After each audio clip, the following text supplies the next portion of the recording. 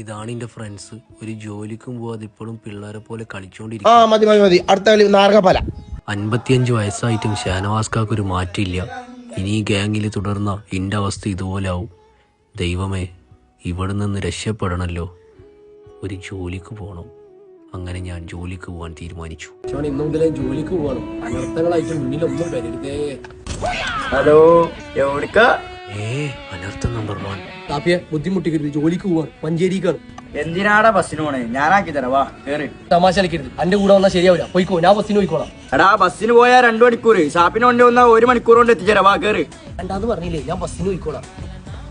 എടാ, ജോലിക്ക് പോവാണ് അനർത്ഥം നമ്പർ 2. എടാ വാടാ, നമുക്ക് 2 അടിച്ചിട്ട് പോടാ. ചങ്കുത്തിന് വർത്താനം പറയല്ലേ. സാപ്പി വണ്ടി എടുക്ക്, നന്നാവാൻ സമ്മതിക്കൂല.